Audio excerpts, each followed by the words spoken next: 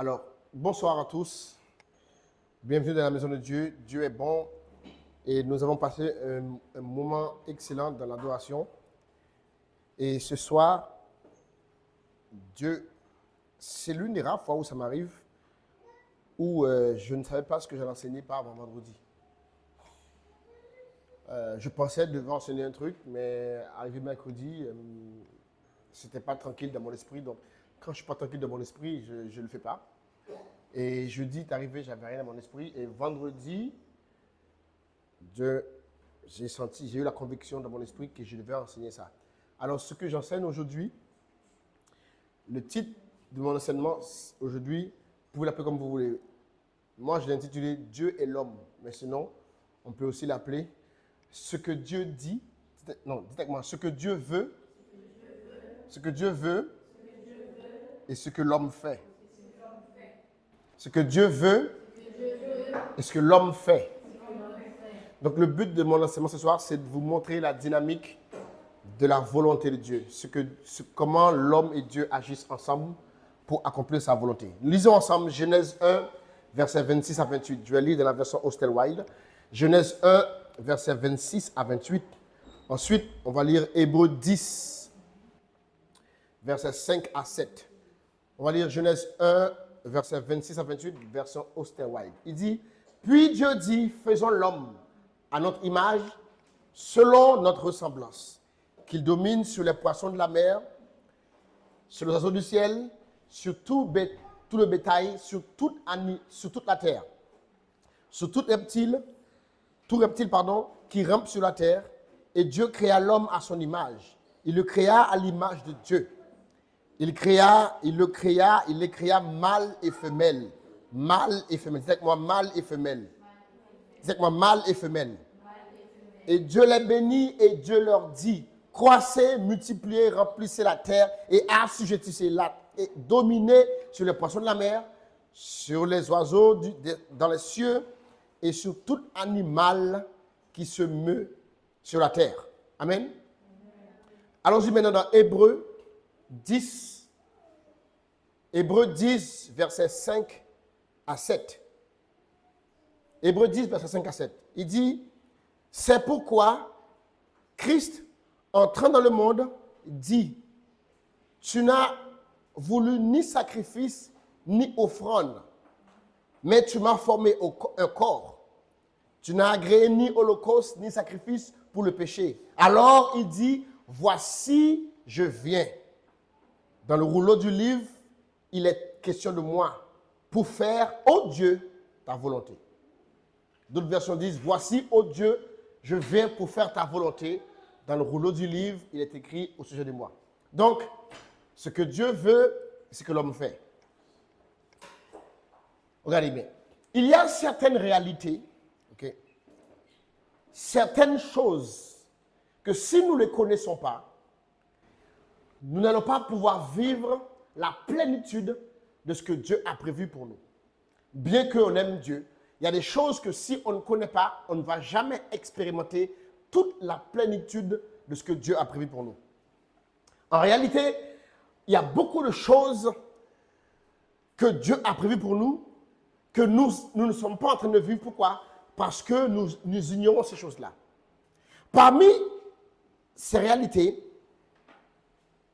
il y a ce que l'homme, l'être humain, représente aux yeux de Dieu. Si nous négligeons, si nous ne savons pas ce que l'être humain représente aux yeux de Dieu, il y a beaucoup de choses que nous n'avons jamais expérimentées. Parce qu'en vrai, le plus grand souci de l'être humain, le plus grand problème de l'être humain, c'est que l'être humain vit selon ce que les psychologues appellent dans une crise identitaire. L'être humain vit dans une crise identitaire énorme. Pourquoi? Parce que cette crise identitaire, elle vient parce que dans la vie de l'être humain, dans l'existence de l'être humain, il n'a jamais réellement réussi à répondre à 3 questions. Donc, dans le cadre de notre enseignement là, pour faire plus simple, à chaque fois que je vais dire l'homme, sachez que je parle de l'être humain. Ok? Je ne parle pas du mal. Quand je dis l'homme, Je parle de l'être humain en général, hommes et femmes, ok? C'est plus simple pour moi. Donc, l'homme n'a jamais réussi à découvrir, à répondre à 3 questions existentielles qui mènent à une crise identitaire. Voici ces 3 questions. L'homme n'a jamais réussi à répondre à la question « Qui je suis ?» L'homme n'a jamais réussi à répondre à la deuxième question « D'où je viens ?» L'homme n'a jamais réussi à répondre à la troisième question « Pourquoi je suis là ?» Et parce que l'homme n'a jamais réussi réellement à répondre à ces 3 questions, l'homme vit perpétuellement dans une crise identitaire. C'est la même chose pour chacun d'entre nous. Toute personne qui n'arrive pas à dire qui je suis, qui n'arrive pas à répondre à la question d'où est-ce que je viens, qui n'arrive pas à répondre à la question pourquoi je suis là, va vivre une crise identitaire.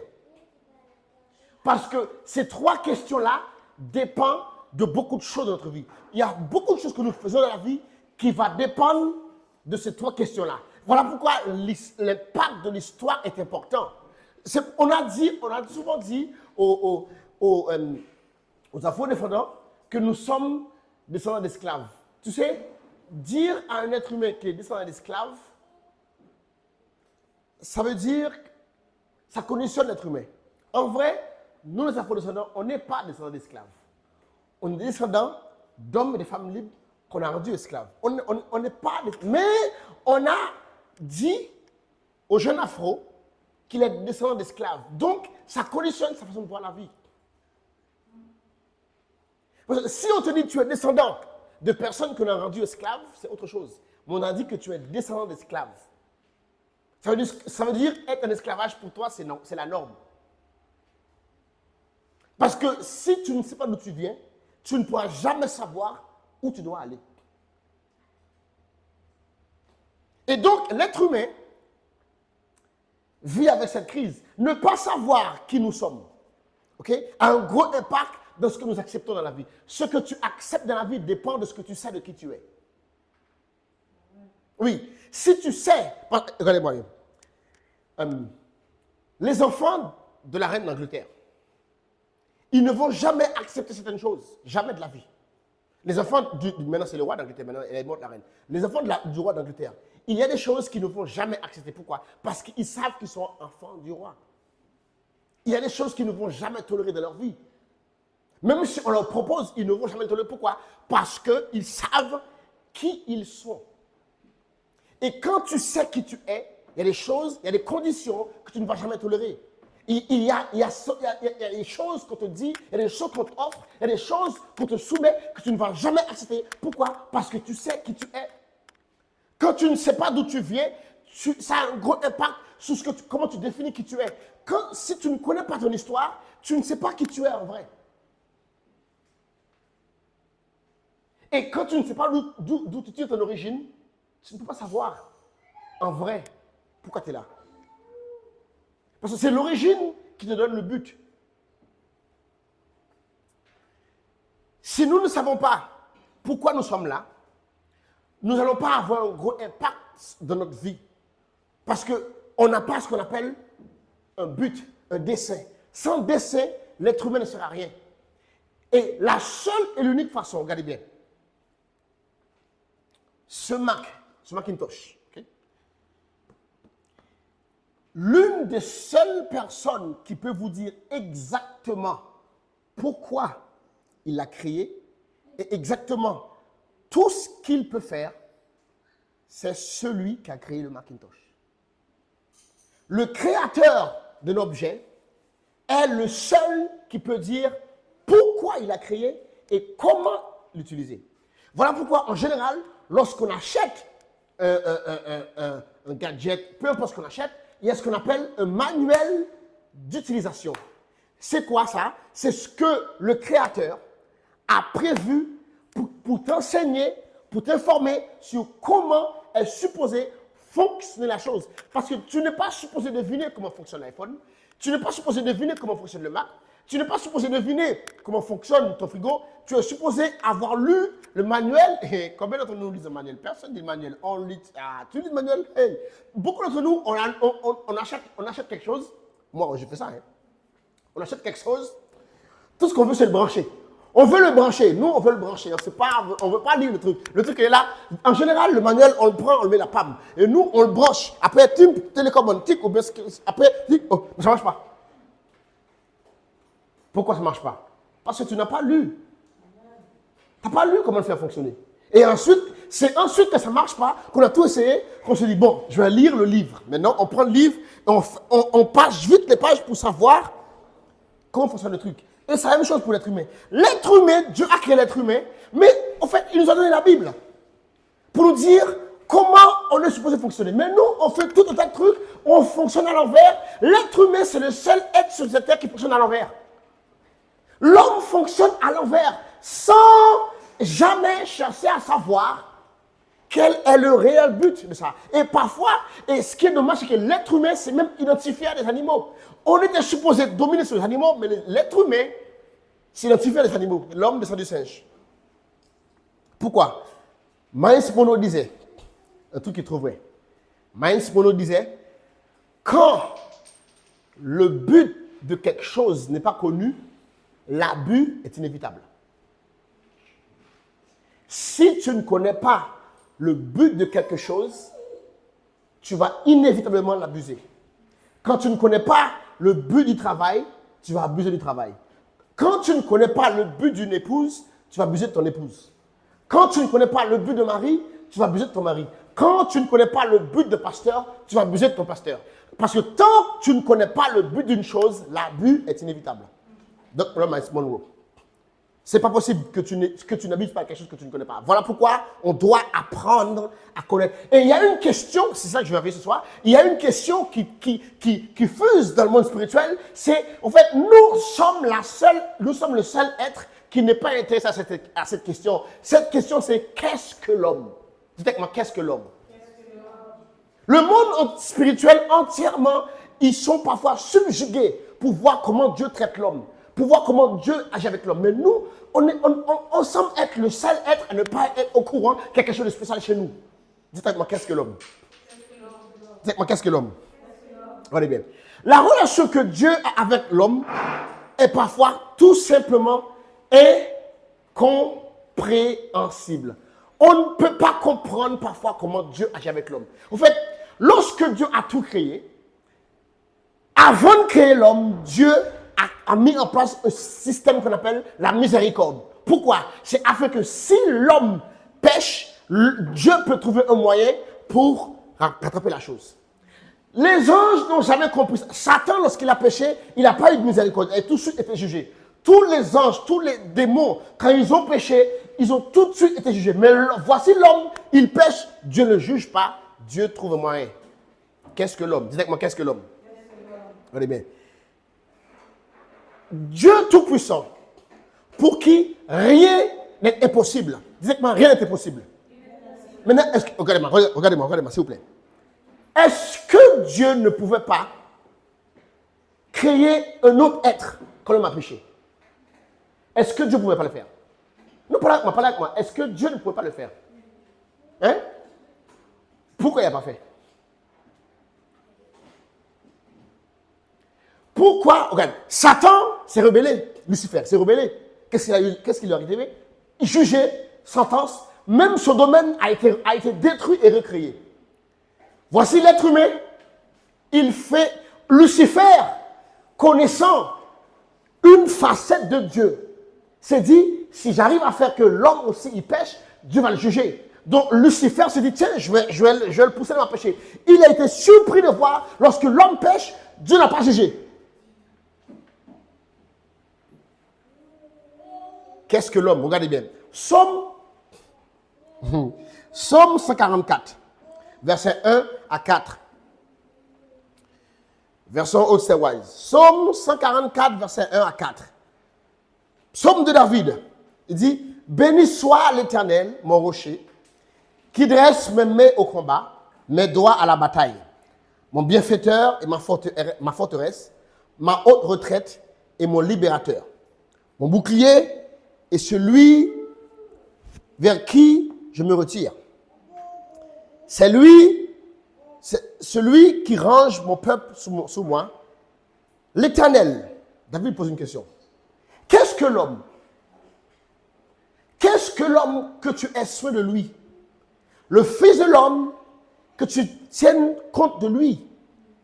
L'homme est semblable à un souffle. Ses jours sont comme l'homme qui passe. Mais je ne sais pas qu'est-ce que tu as avec l'homme. Psaume 8. David a été inspiré par ça pour dire ça. Psaume 8, verset 4 à 10. Il dit, quand je contemple les cieux, l'ouvrage de tes mains, la lune et les étoiles que tu as créées, qu'est-ce que l'homme? Qu'est-ce que l'homme? Pour que tu te souviennes de lui, et le Fils de l'homme pour que tu prennes garde à lui. Tu l'as créé de peu inférieur à Dieu. Tu l'as couronné de gloire et de magnificence. Tu l'as donné de la domination sous les ailes de tes mains. Tu as tout mis sous ses pieds. Les brebis comme les bœufs, les animaux des champs, les oiseaux du ciel, les poissons de la mer, tout ce parcourt le sentier de la mer. L'Éternel, notre Dieu, que ton nom est magnifique sur toute la terre. Le psalmiste était interpellé par comment Dieu traite l'homme. Un jour, Job, dans sa détresse, il était un peu frustré, Job. Job interrogea Dieu pour savoir, c'est quoi l'histoire là? Parce que Job disait, pas possible. Dieu semble accorder beaucoup trop d'importance à l'être humain. Dieu semble passer trop de temps à examiner l'être humain. Job était frustré parce que Dieu semble avoir chaque détail de la vie de l'être humain dans son cahier. Il se dit, mais c'est quoi cette histoire? Un jour, Job arrive dans Job 7, verset 13 à 19. Il dit, quand je dis, mon lit me soulagera, ma couche me calmera mes douleurs, c'est alors que tu m'effraies par tes songes. Tu m'éprouvantes par des visions. Ah, je voudrais être étranglé. Je voudrais la mort plutôt que ces os. Et je les méprise. Elle dit, je ne vivrai point pour toujours. Après, il dit à Dieu, laisse-moi. Il dit à Dieu, laisse-moi. Car ma vie n'est qu'un souffle. Il dit, qu'est-ce que l'homme? Lui aussi pose la question, mais c'est quoi? Qu'est-ce que l'homme? Il dit, mais qu'est-ce que l'homme pour que tu fasses tant cas de lui? En fait, on doit savoir, au fait, il doit y avoir quelque chose dans l'homme qui fait que Dieu semble ne pas pouvoir se passer de lui. Donc, il se pose la question, qu'est-ce que l'homme pour que tu fasses tant qu'à de lui, pour que tu daignes prendre garde à lui, pour que tu le visites le matin, pour que tu l'éprouves tous les instants. Quand cesseras-tu d'avoir regard sur moi? Il voulait savoir. Qu'est-ce que l'homme? En vrai, on devrait même se dire, qu'est-ce qu'il y a dans l'homme? Pourquoi Dieu semble ne pas pouvoir laisser tomber? Pourquoi Dieu semble si vulnérable par rapport à l'homme? C'est quoi un être humain? Commençons par là. C'est quoi un être humain? Un être humain, c'est deux mots. C'est deux mots. C'est le mot humus et le mot ish. Humus, ça veut dire poussière. Ish, ça veut dire esprit. Donc un être humain en vrai, c'est un esprit dans un vase de terre. C'est simple. Mais ce mot ish là, c'est un mot qui veut dire El Shaddai, qui veut dire Elohim, pardon, qui veut dire Elohim. En fait, un être humain, c'est Dieu dans un vase de terre. Dieu s'est mis dans un vase de terre. En fait, nous sommes la seule créature qui pouvons porter Dieu. Nous sommes la seule créature qui pouvons porter la gloire de Dieu. Dieu a créé l'être humain pour sa gloire. Lorsque la création voit l'être humain, il voit celui qui porte la marque de Dieu. Lorsque la création voit l'homme, il voit celui en qui Dieu a investi son image. Nous sommes l'unique représentant de Dieu. Nous sommes le seul être que les anges peuvent dire, Dieu ressemble à ça. Dis avec moi, Dieu me ressemble. Dis avec moi, Dieu me ressemble. Ou bien, je ressemble à Dieu. En fait, Dieu a créé l'être humain pour sa gloire. Lorsque Dieu voulait, c'est quoi la gloire de Dieu? En fait, c'est tout ce qui rend Dieu, c'est tout ce qui rend Dieu Dieu. Lorsque Dieu voulait révéler qui il est, lorsqu'il voulait, en fait, Dieu a créé beaucoup de choses, mais lorsqu'il a voulu démontrer qui il est, il a créé l'être humain. Et donc, lorsque tu as en face de toi un homme, sache que tu as en face de toi la gloire de Dieu. Voilà pourquoi Dieu n'aime pas voir que les êtres humains traitent mal l'être humain. Parce qu'en fait, quand tu traites mal un homme, tu traites mal Dieu. Chaque être humain possède la gloire de Dieu. Dans chaque être humain, il y a l'image de Dieu. Voilà pourquoi nous devons nous respecter les uns les autres. On doit respecter les uns les autres. Voilà pourquoi le cœur de Dieu est déchiré lorsqu'il voit comment l'être humain traite l'être humain. Parce que l'être humain, c'est l'image de Dieu. Tu portes en toi la gloire de Dieu. Je porte en moi la gloire de Dieu. Et nous devons nous respecter mutuellement. Dieu nous a créés afin que nous puissions démontrer sa gloire sur cette terre.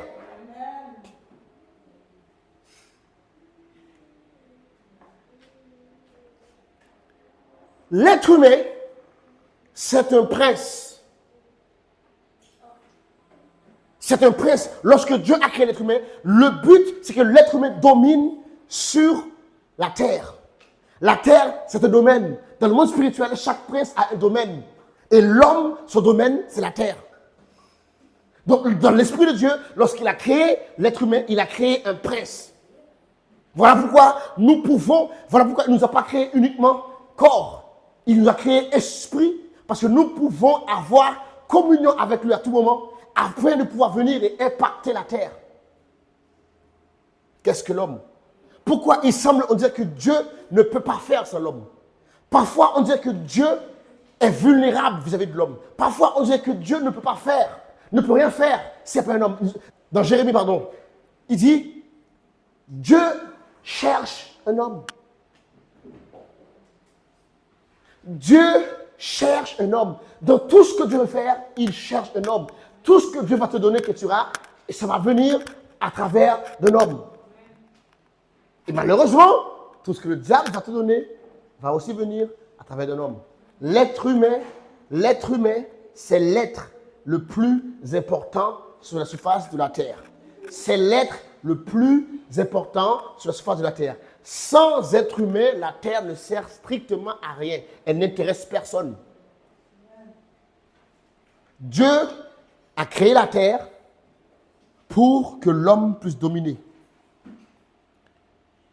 L'homme est un prince, on a dit. L'homme, c'est celui qui accueille l'Esprit de Dieu.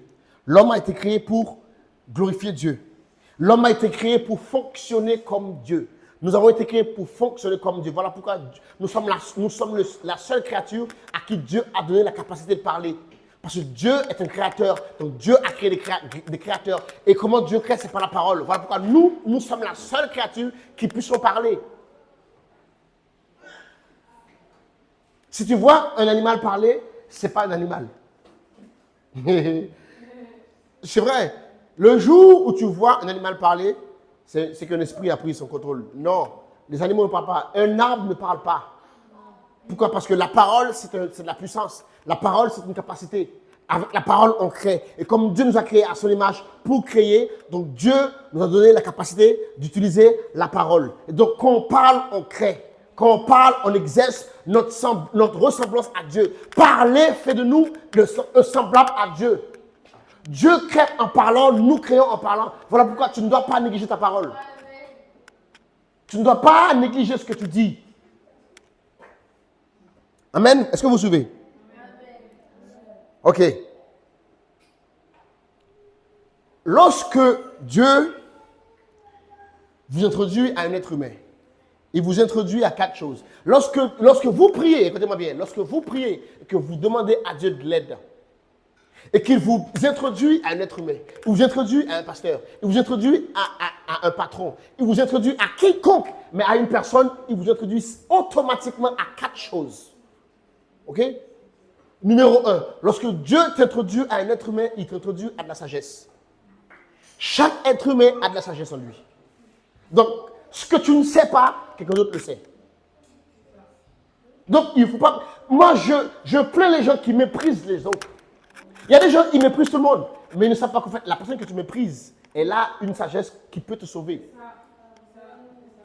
Quand Dieu t'introduit à un être humain, il t'introduit à la sagesse. Numéro 2, quand Dieu t'introduit à un être humain, il t'introduit à de nouvelles idées. Il y a des choses que tu ne vas jamais penser. Il va le penser à ta place. Voilà pourquoi Dieu nous a créés pour vivre en communauté. Quand Dieu t'introduit à un être humain, il t'introduit à de nouvelles idées. Numéro 3, quand Dieu t'introduit à un être humain, il t'introduit à de la stratégie. Chaque personne a une stratégie.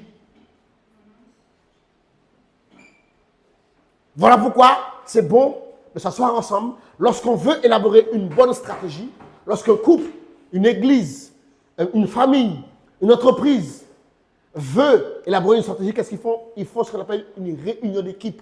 Pourquoi ils font une réunion d'équipe? Pourquoi ils font une réunion de staff? Pourquoi ils font une réunion de comité? Pourquoi on fait une réunion de famille?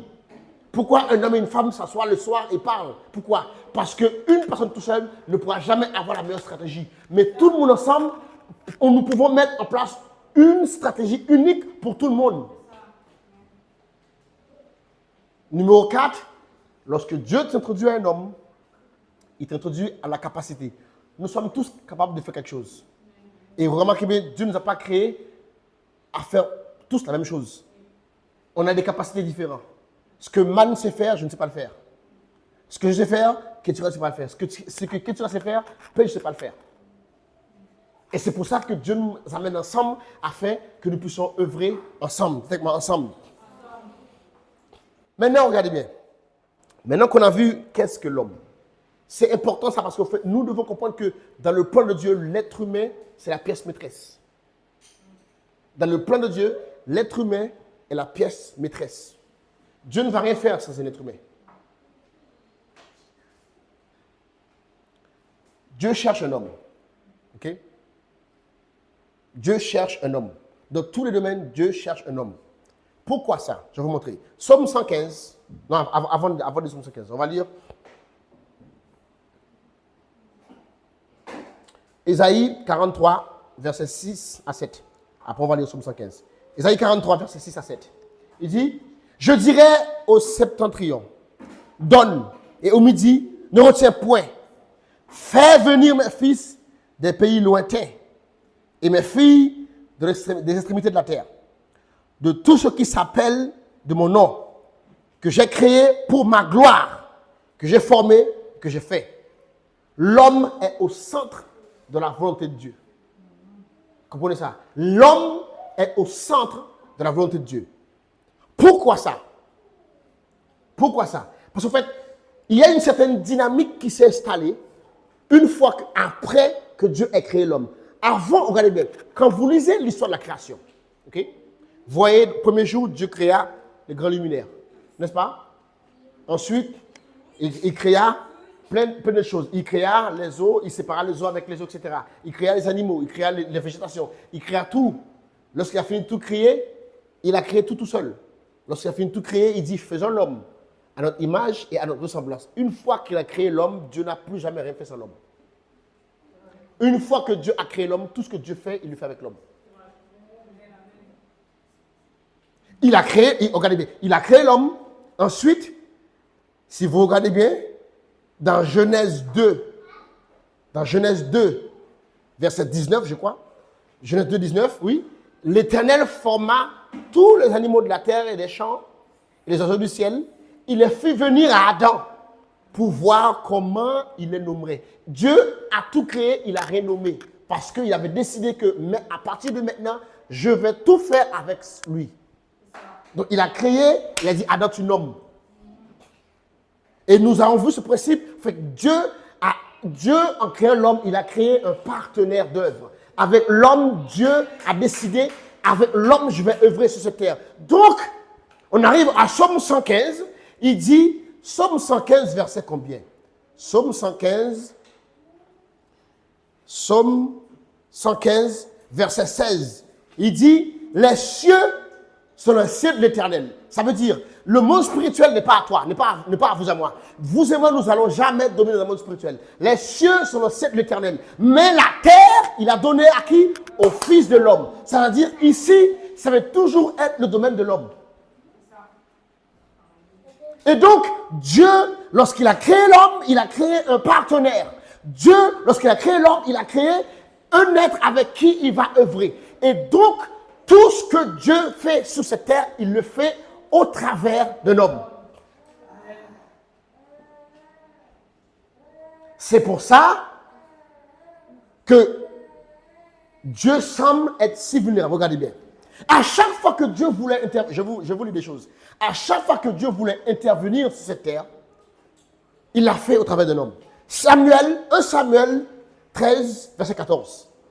1 Samuel 13, 14. Il dit, maintenant que ton règne ne durera point. C'est quand Dieu parle, quand Saül il avait péché et que Dieu a envoyé le prophète Samuel lui dit quelque chose. Il dit, et maintenant, ton règne ne durera point. Regardez bien. Car l'Éternel s'est choisi un homme selon son cœur. Et l'Éternel l'a destiné à être chef de son peuple parce que tu n'as point observé ce que l'Éternel t'avait ordonné. Exode 3, verset 8 à 10. Verset Osterwald. Regardez bien ça. Exode 3, verset 8 à 10. Celui-là m'a toujours étonné. Exode 3, verset 8 à 10. Il dit, c'est Dieu qui parle à Moïse. Dieu dit, et je suis descendu pour les délivrer de la main des Égyptiens. En parlant du peuple d'Israël. Il a dit, Dieu dit à Moïse, je suis descendu pour les délivrer de la main des Égyptiens. Et pour les faire monter dans ce pays-là, dans un pays bon et spacieux, dans un pays où coule le lait et le miel, un lieu où les Cananéens, les Hétiens, les Amoréens, les Phérésiens, les Éviens, les Jébusiens, il dit, et maintenant voici le cri des enfants d'Israël est venu jusqu'à moi. J'ai vu aussi l'oppression dont les Égyptiens les accablaient. Maintenant donc, toi, viens, je t'envoie. Dieu dit, je suis descendu, il dit à Moïse, viens, je t'envoie. Si Dieu est descendu pour délivrer son peuple, pourquoi il n'y va pas? Non, il a besoin d'un homme. Il dit, je suis descendu pour le faire, mais toi, je t'envoie. Donc c'est avec toi que je vais le faire. C'est moi qui vais le faire, mais il me faut quelqu'un. Donc toi, viens, je t'envoie. Je t'envoie vers Pharaon pour faire sortir mon peuple, les enfants d'Israël, hors d'Égypte. Et Jérémie 5, verset 1. Voici ce que je vous disais. Jérémie 5, verset 1. Verset Osterwald. Il dit, parcourez les rues de Jérusalem. Regardez et considérez. Informez-vous dans les places si vous trouvez un homme. S'il y a un homme qui fasse ce qu'il doit. Car qui cherche la vérité, je pardonnerai la ville. Tout ce que Dieu veut faire, si vous voulez comprendre quelque chose, avant qu'on ait plus cet après-midi, Dieu ne fera rien. Vous avez compris? Dieu ne fera rien. Pas parce qu'il ne peut pas. Pas parce qu'il ne veut pas. Dieu ne fera rien sur cette terre sans un homme. Alors, vous tous qui avez appris ça, de dire que si Dieu veut, il le fera, mais il ne le fera jamais. Voici la réponse. Vous tous, quand on vous dit, ouais, pourquoi tu ne fais pas ça? Oh, si c'est la volonté de Dieu, il le fera. Il ne le fera jamais. Pourquoi? Parce que Dieu a décidé que sa volonté sur cette terre, on va y arriver, doit être accomplie au travers d'un homme.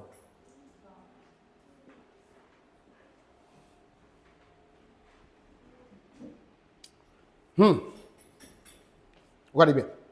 Maintenant, allons-y un peu dans ce que l'homme veut, ce que Dieu veut et ce que l'homme fait. Comme ça, on peut avancer. Là, on va un peu parler de la volonté de Dieu. Parce que nous avons d'abord vu que l'importance de l'homme, c'est quoi l'homme, l'être humain, ok? On a vu ce qu'est l'être humain, c'est important ça. Maintenant, on a vu que Dieu et l'homme, c'est un partenariat. Dieu a créé l'homme, lorsque Dieu a créé l'homme, il a créé un partenaire. Il a créé l'homme afin qu'il puisse diriger la terre avec l'homme. Et donc, Dieu ne fera rien sans l'être humain. Est-ce que vous avez saisi ça? Oui ou non? Oui ou non? Amen ou pas amen? Maintenant, regardez bien. Ce que Dieu veut, c'est ce que l'homme fait. Dieu, néanmoins, a créé l'homme pour faire sa volonté. Matthieu 6, verset 9 à 10. Dieu a créé l'homme pour faire sa volonté. On doit comprendre que l'homme a été créé pour la gloire de Dieu, mais aussi pour faire sa volonté.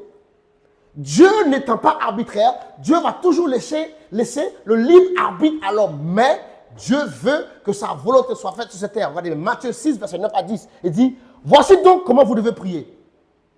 Notre Père qui est aux cieux, que ton nom soit sanctifié. Après, il dit que ton règne vienne, que ta volonté soit faite sur la terre comme aux cieux.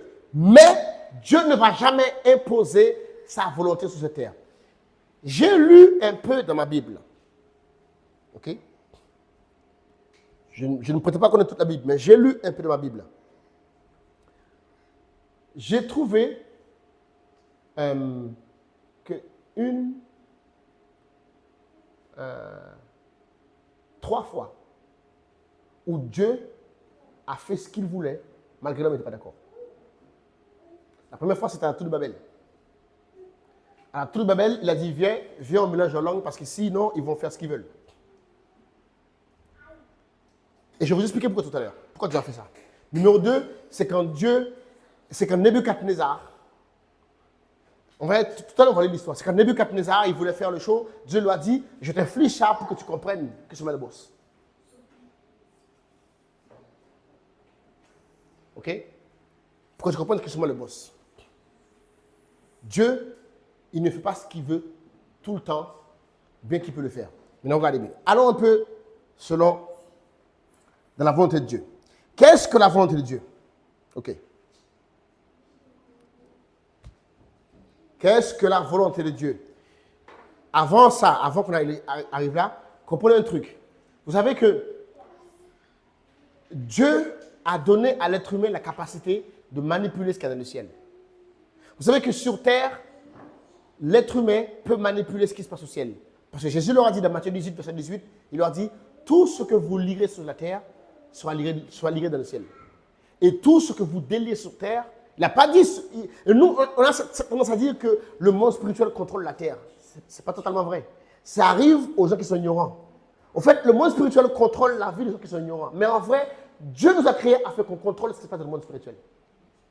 Mais si tu es ignorant, il est évident que le monde spirituel va influencer ta vie. Mais Jésus a dit, tout ce que vous lirez sur cette terre sera lié dans le ciel. Ça veut dire, vous avez la capacité en étant sur terre de manipuler, d'influencer ce qui se passe dans le monde spirituel. Et une personne qui n'est pas mature va se faire manipuler. Le diable ne veut pas que tu saches ça. Tu as la capacité de déterminer ce qui se passe dans le monde spirituel. En fait, Job était victime de ça. Job a été victime d'une réunion dans le ciel qui le concernait sans qu'il avait le droit de dire quelque chose. Mais en vrai, regarde, la Bible dit que Satan est monté dans le ciel et il a parlé à Dieu au sujet de Job. Mais en vrai, si Job était instruit, Job aurait pu être là et dire, je ne suis pas d'accord. Tout ce que vous lirez sur cette terre sera liré dans le ciel. Et tout ce que vous délirez sur cette terre sera déliré dans le ciel. Ça veut dire que l'action humaine influence l'action dans le ciel. Voilà pourquoi, question numéro 1, voilà pourquoi il faut prier. Parce que ce que tu fais sur terre influence ce qu'il y a dans le ciel. Voilà pourquoi le diable ne peut pas que tu pries. Parce qu'il sait que quand tu pries, tu influences les choses dans le ciel. Mais lui, il veut t'imposer sa vie. Il veut t'imposer ses plans. Il veut t'imposer ses règles. Il veut t'imposer sa domination. Il veut t'imposer. Donc, pour qu'il ne t'impose pas, il faut que tu interfères, pardon. Et tant que tu décides de rester inactif, tant que tu décides de rester ignorant, tu vas être victime. Tu ne peux pas laisser le monde spirituel diriger cette terre. Tu as la capacité, tu as reçu l'autorité. L'être humain a reçu l'autorité de dominer sur la terre. Est-ce que vous saisissez? Ce que nous faisons sur terre détermine ce qui se passe dans le ciel. Pas dans le trône de Dieu, je parle dans le monde spirituel. Si, regardez bien, vous savez quoi? Si tu es un intercesseur, ok? Il y a des anges qui sont assignés pour combattre, ok? Mais tant que tu n'engages pas le combat, ils vont rester inactifs. Daniel, lorsqu'il a commencé à prier, l'ange a dit, quand tu as commencé à prier, je suis venu. Mais si tu n'avais pas commencé à prier, je n'aurais pas été dépassé. Pourquoi? Parce que l'action humaine détermine ce qui se passe dans le ciel. Ok? Bon. Maintenant, nous allons venir. Qu'est-ce que la volonté de Dieu? Si vous voulez noter ça. Qu'est-ce que la volonté de Dieu? C'est quoi la volonté de Dieu? La volonté de Dieu, c'est trois choses. La volonté de Dieu, c'est 3 choses. Numéro 1, la volonté de Dieu, c'est ce que Dieu a l'intention de faire en fonction des saisons, des époques et des âges. Je répète. La volonté de Dieu, c'est ce qu'il a l'intention de faire en fonction des saisons, en fonction des époques et en fonction des âges. OK? Numéro 2, la volonté de Dieu parle de son plan pour la terre. C'est le plan de Dieu pour la terre. C'est la volonté de Dieu. Alors, numéro 1, la volonté de Dieu, c'est ce que Dieu a l'intention de faire en fonction des saisons, en fonction des époques et en fonction des âges. Numéro 2, c'est ce que Dieu a prévu pour la terre. Et numéro 3, la volonté de Dieu parle de ce que Dieu a prévu pour chaque être humain. Ces 3 choses-là, c'est la volonté de Dieu. Ce que Dieu a l'intention de faire en fonction des saisons, en fonction des âges, en fonction des époques. Ce que Dieu a prévu de faire sur la terre et ce que Dieu a prévu de faire dans la vie de chaque être humain. C'est ce qu'on appelle la volonté de Dieu. OK? Il est important qu'on sache ça. Maintenant, la volonté de Dieu est divisée en deux catégories. La volonté de Dieu est divisée en 2 catégories. Il y a numéro 1, ce qu'on appelle la volonté souveraine de Dieu. Okay? La volonté souveraine de Dieu, c'est la dimension de la volonté de Dieu qui fait de lui le maître absolu de l'univers. Ce que Dieu fait quand il veut, où il veut, comme il le veut, sans consulter personne. Dieu est l'absolu boss. C'est le boss absolu, il fait ce qu'il veut. C'est ce qu'on appelle la volonté souveraine de Dieu.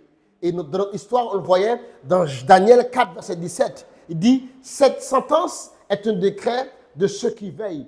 Cette résolution est un ordre des saints, afin que les vivants sachent que le Très-Haut domine dans le règne des hommes. Dites-moi, le Très-Haut domine dans le règne des hommes.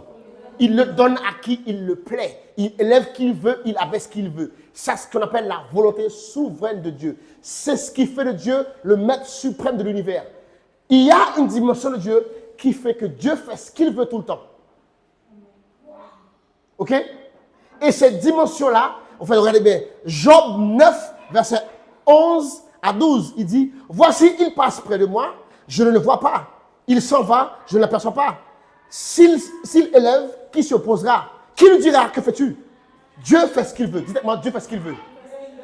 Dieu fait ce qu'il veut. OK? Comprenez ça? Dieu fait ce qu'il veut. Ça va être clair. En fait, c'est parce que Dieu a une volonté souveraine qui fait que personne, regardez-moi bien, personne ne peut changer l'Apocalypse. Fais ce que tu veux, l'Apocalypse va avoir lieu. Pourquoi? Parce que Dieu a une volonté souveraine. Personne ne peut changer le salut. Le plan du salut, personne ne peut décider comment être sauvé. Dieu a déterminé que ce soit ainsi, un point, un trait. C'est ce qu'on appelle la volonté souveraine de Dieu. Et ça, on ne peut rien faire. Si, par exemple, Dieu avait décidé que Hailey meurt à 65 ans, à 65 ans, elle tombe malade, pour elle ne va pas être guérie. Parce que Dieu a décidé qu'elle mourra à 65 ans. Fais ce que tu veux, tu peux prier autant que tu veux, jeûne 6 mois, elle va mourir. Parce que Dieu avait déterminé qu'à 65 ans, elle est au revoir. Fais ce que tu veux, tu ne pourras pas le guérir. Même si elle meurt, tu pries, elle ne va pas ressusciter. C'est ce qu'on appelle la volonté souveraine de Dieu. Numéro 2, il y a ce qu'on appelle la volonté conditionnelle, conditionnelle de Dieu. Cette dimension de la volonté de Dieu, ça dépend de ce que l'homme fait. La volonté conditionnelle de Dieu dépend intimement de ce que l'homme fait. Et ce n'est pas que Dieu est faible, ce n'est pas que Dieu est puissant, c'est pas que Dieu l'a décidé ainsi. Il y a certaines choses que Dieu a décidé que sans l'homme, il ne le fera pas. OK? Et dans la volonté conditionnelle de Dieu, il y a 2 choses. 2 choses. Donc, je vais récapituler. Il y a ce qu'on appelle la volonté souveraine de Dieu. C'est ce qui fait de Dieu absolute boss. Et numéro 2, il y a ce qu'on appelle la volonté conditionnelle. Ça dépend de ce que l'homme fait. Et dans la volonté conditionnelle, il y a deux types. Il y a ce qu'on appelle la volonté générale de Dieu. Souvent, les gens disent, mais qu'est-ce que Dieu veut? La volonté générale de Dieu, c'est simple. C'est tout ce que vous trouvez que Dieu a écrit dans la Bible. Ah, quelle est la volonté de Dieu? Lis ta Bible.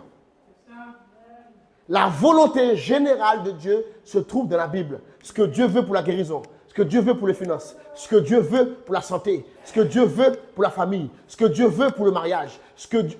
Elle cherche pas, n'invente pas, c'est dans la Bible. Ce que Dieu veut pour l'église, ce que Dieu veut pour ta famille, ce que Dieu veut pour tes finances, se trouve dans les pages de la Bible. Tout ce que tu as à faire pour connaître la volonté générale de Dieu, c'est avoir la patience, avoir la discipline de lire et de méditer la Bible. Tu vas savoir la volonté générale de Dieu. Beaucoup de gens disent, ah, je veux savoir, par exemple, souvent les gens viennent nous voir, mon épouse et moi, j'aimerais savoir ce que Dieu veut. Et doucement. Ouais. Non, si tu veux savoir ce que Dieu veut, lis ta Bible. En vrai, les gens ne veulent pas savoir ce que Dieu veut. Ils veulent que tu dises, ils veulent que tu donnes ton avis. Non, ne faites jamais ça. Si quelqu'un te dit, je veux savoir ce que Dieu veut, dis-lui, va lire ta Bible.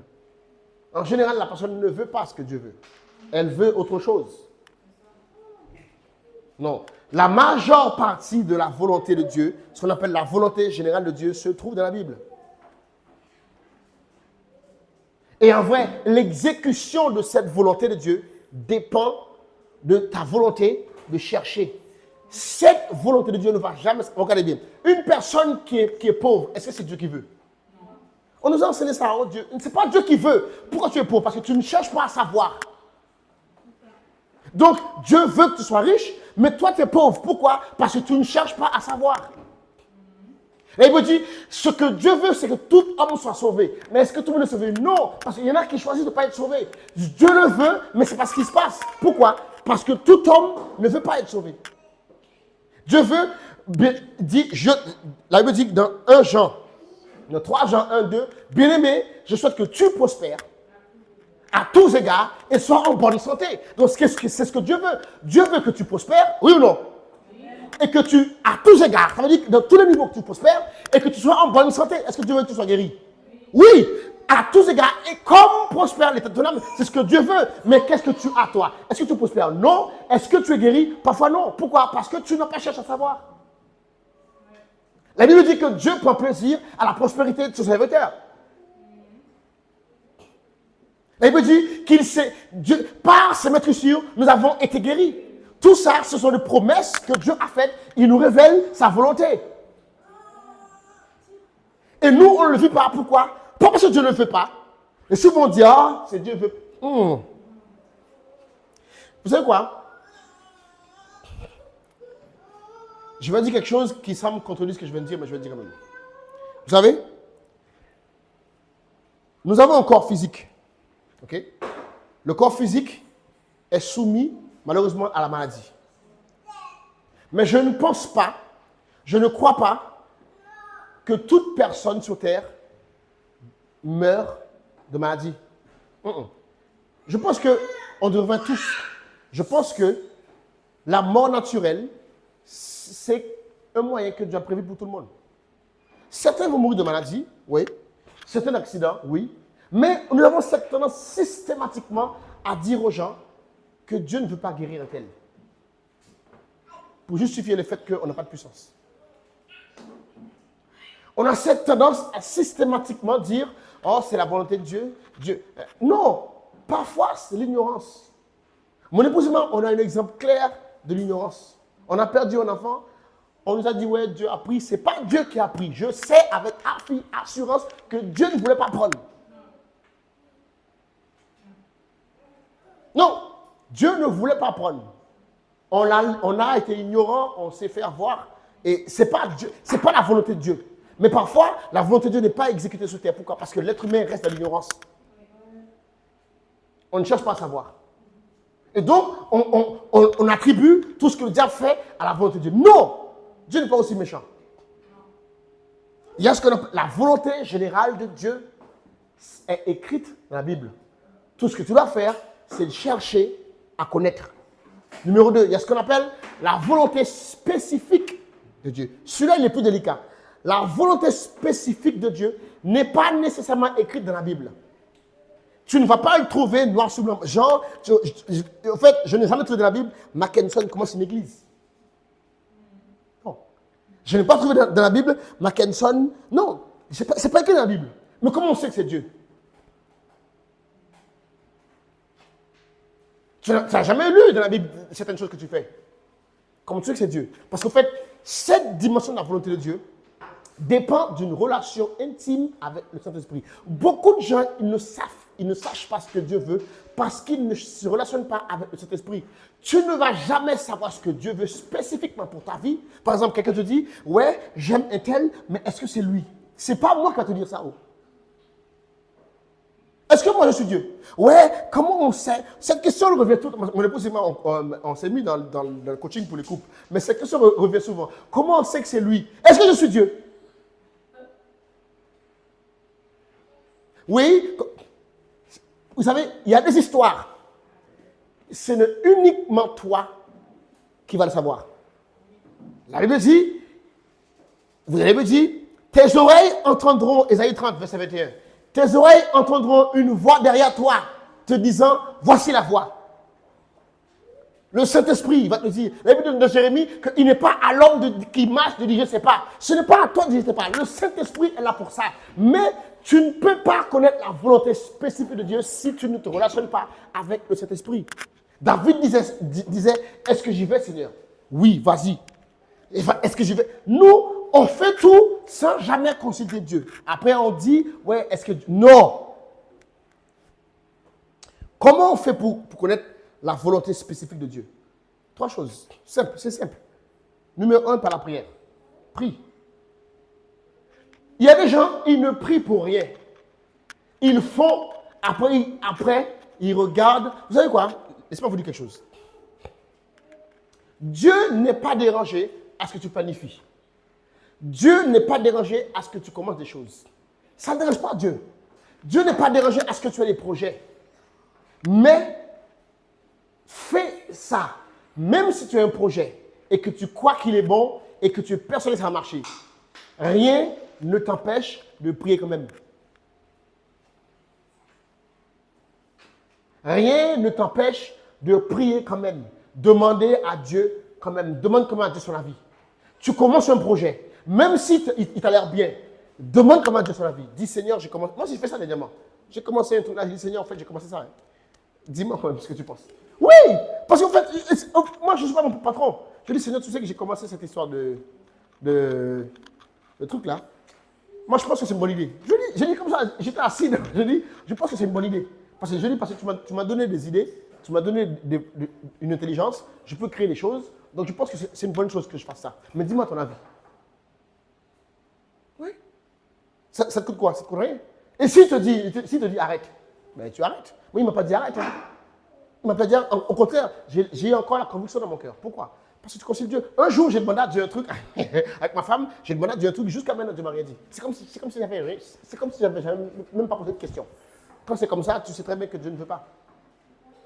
Jusqu'à aujourd'hui.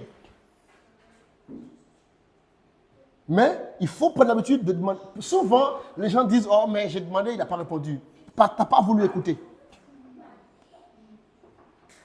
Tu n'as pas voulu écouter. Numéro 2, par la méditation. Quand tu médites la parole de Dieu, Dieu va te donner des idées, des inspirations. Numéro 3, écoutez-moi bien. Par les visions et les rêves. Si nous voulons parler de la volonté de Dieu et de comment Dieu parle, on ne peut pas négliger les visions et les rêves. Mais il faut que je vous dise, les visions et les rêves doivent être pris avec beaucoup de pincettes. Pourquoi? Pas avec beaucoup de trucs. Vous devez faire attention. Si votre vie est dirigée par les visions et les rêves, le diable le sait, il va vous tromper. Votre vie doit être dirigée par la parole de Dieu, numéro 1. Votre vie doit être dirigée par les décisions, numéro 2. Et ensuite, votre vie peut être éclairée par les visions et les rêves. Mais si votre vie est dirigée par les visions et les rêves, le diable va te donner des visions. Beaucoup de gens sont trompés dans nos équipes. Pourquoi? Parce qu'ils vivent, dès qu'ils rêvent, ils décident. Non! Tu ne peux pas décider uniquement quand tu rêves. Il y a des gens, dès qu'ils rêvent, pour eux, c'est Dieu. Ils ont fait une vision. Non. tu dois décider en fonction de la parole de Dieu. Tu décides en fonction d'une décision réfléchie. Et bien sûr, Dieu peut le confirmer ou le déconfirmer par un rêve. Oui, Dieu peut t'aider à par les rêves. Mais, dans la volonté spécifique de Dieu, bien que la volonté spécifique de Dieu n'est pas écrite dans la Bible, mais elle peut être vérifiée par la Bible. Oui. Dieu ne va rien faire qui sort de ses voies. Tu sais, il y a ce qu'on appelle les voies de Dieu. Les voies de Dieu, c'est les façons de Dieu de faire les choses. Donc, Dieu ne va rien te révéler qui sort de ses voies. Dieu ne va pas inventer une voie juste pour toi que tu as. Non, ça c'est mon truc à moi. Et je dis ça c'est moi et Dieu. Non, c'est ta bêtise. Dieu ne va pas inventer les voies. Tu es qui toi? Donc, tu penses que tu es né hier et Dieu va inventer une nouvelle voie rien que pour Sania. Rien que moi. Si ce que tu fais ne peut pas être tracé dans la Bible, pose-toi des questions. Même si tu penses que l'idée vient de Dieu, il doit y avoir quelque part une similitude dans la Bible.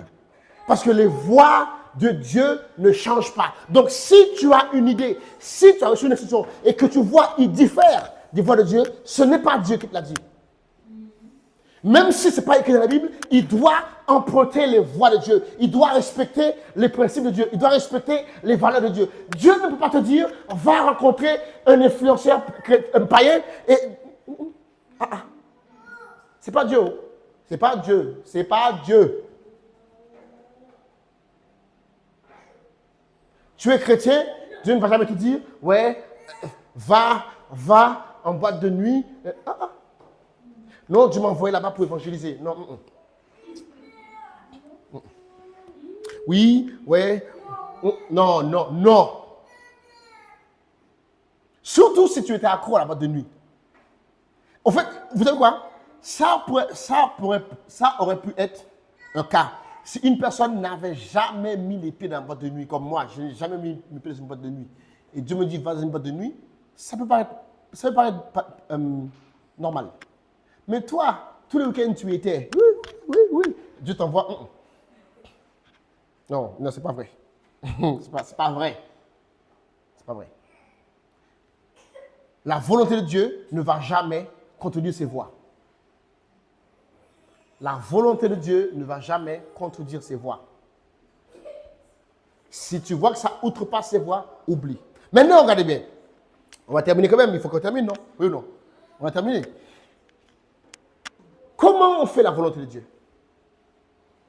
Comment fait-on la volonté de Dieu? Parce que c'est ça le truc, c'est qu'on veut faire la volonté de Dieu. On doit comprendre que en fait, Dieu attend qu'on fasse sa volonté. Mais comment faisons-nous pour faire la volonté de Dieu? Numéro 1, et on va finir avec ça. Comment on fait pour faire la volonté de Dieu? Numéro 1, on doit chercher à connaître. On doit chercher à connaître la volonté de Dieu. Psaume 143, verset 10, il dit, enseigne-moi à faire ta volonté, car tu es mon Dieu. Que ton bon esprit me conduise sur les voies droites. Nous devons chercher, si nous voulons faire la volonté de Dieu, on doit chercher à connaître la volonté de Dieu. On doit chercher à savoir quelle est la volonté de Dieu pour ma vie.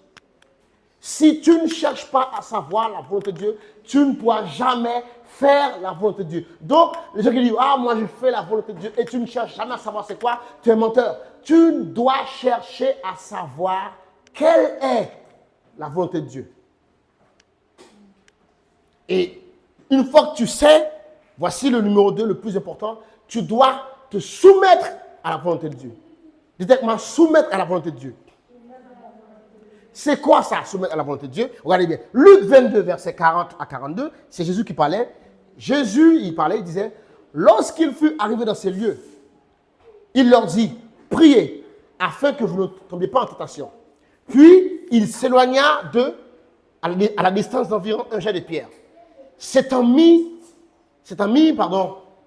à genoux, il pria en disant, Père, regardez bien, c'est Jésus qui prie, il dit, Père, si tu voulais éloigner de moi cette coupe, toutefois, regardez bien, toutefois, que ma volonté ne se fasse pas, mais la tienne. Se soumettre à la volonté de Dieu, c'est faire que ma volonté devienne la volonté de Dieu. C'est ça, se soumettre à la volonté de Dieu. C'est que j'ai une volonté, Dieu a une volonté, mais je décide que celle de Dieu devienne la mienne. C'est pas genre, j'ai envie de faire un truc. Beaucoup de gens, ils aiment la volonté de Dieu quand ça va dans ce qui les arrange. Tant que dans ce qui les arrange, c'est la volonté de Dieu. Mais quand c'est pas ce qui les arrange, c'est notre avis.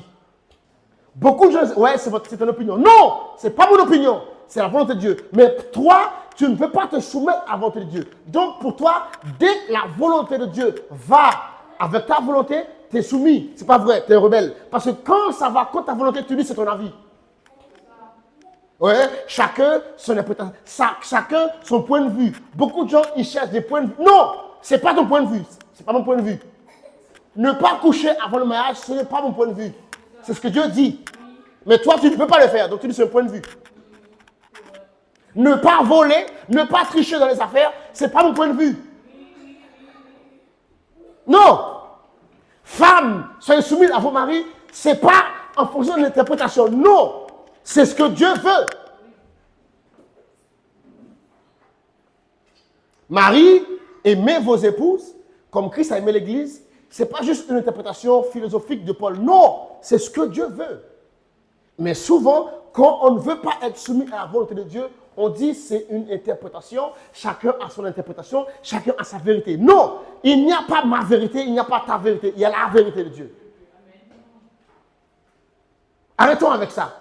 Ouais, c'est ma vérité, c'est mon concept. Non. Ton concept, on s'en fiche. Ce que tu penses, on s'en fiche. Tu penses que Dieu a attendu que tu naisses pour écrire la Bible? Tu penses que Dieu a attendu que tu naisses pour écrire les lois? Ou, comme Dieu a dit à Job, où étais-tu quand il a fondé la terre? Tu étais où quand il a mis le soleil là où il est? Tu étais où quand il a donné les limites à la mer? Maintenant, tu veux dire à Dieu ce qui est... Quand tu veux faire la volonté de Dieu, tu dois apprendre à soumettre ta volonté à celle de Dieu, même quand ça ne te plaît pas. Et c'est ça la vraie soumission. La vraie soumission, ce n'est pas qu'on est d'accord. La vraie soumission, c'est quand on n'est pas d'accord. Mais on fait quand même. Amen. Et numéro 3, comment fait-on pour faire la volonté de Dieu? C'est par nos choix. Dis avec moi nos choix. Ce que tu choisis démontre si tu veux faire la volonté de Dieu ou pas. Il dit, voici, je mets devant toi la vie et la mort, la bénédiction et la malédiction, afin que tu vives. Mais il dit, choisis. Tu dois choisir. Si tu ne choisis pas, tu n'es pas en train de faire la volonté de Dieu. Donc, tu dois choisir de vivre de la sainteté. Tu dois choisir de vivre droitement. Tu dois choisir de dire la vérité. Tu dois choisir d'aimer ton prochain. C'est un choix. Et tant que tu n'es pas capable de faire des choix qui sont alignés avec la volonté de Dieu, ne dis pas que tu veux faire la volonté de Dieu. Tu ne feras jamais la volonté de Dieu si tu n'es pas capable de choisir. Parler, tout le monde peut le faire.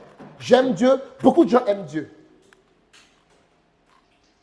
Mais faire sa volonté demande d'avoir la capacité de faire des choix. Si nous ne sommes pas capables de faire des choix, oubliez que ce soit la volonté de Dieu. Vous ne ferez jamais la volonté de Dieu si vous n'êtes pas capable de faire des choix.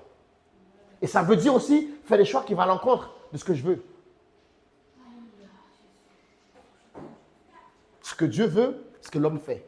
Ce que l'homme fait sur cette terre conditionne la volonté de Dieu sur cette terre. C'est bizarre ce que je veux dire, mais c'est la vérité. Ce que tu fais, en fait, la volonté de Dieu, en vrai, dépend de ce que tu fais. Donc, celui qui t'a dit, si Dieu veut, il le fera, ce n'est pas vrai. Dieu veut que toute l'Église soit guérie. Est-ce que toute l'Église est guérie? Non.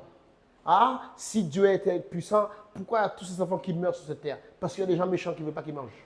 Tout simplement. C'est simple. C'est simple. Si Dieu est puissant, pourquoi il y a les guerres sur cette terre? Parce qu'il y a des gens idiots qui veulent faire la guerre. C'est tout. Vous pensez que Dieu est parti chuchoter dans la tête d'un gars, va bombarder l'Ukraine? Non, il s'est décidé, il l'a fait. Est-ce que Dieu pouvait l'empêcher? Oui, il pouvait l'empêcher. Mais pourquoi il ne l'a pas fait? Il a un libre arbitre. Et si Dieu ne respecte pas ton libre arbitre, il n'y a pas de gloire. Si Dieu ne respecte pas ton libre arbitre, il ne peut pas tirer la gloire. Et Dieu veut la gloire, donc il te laisse le choix.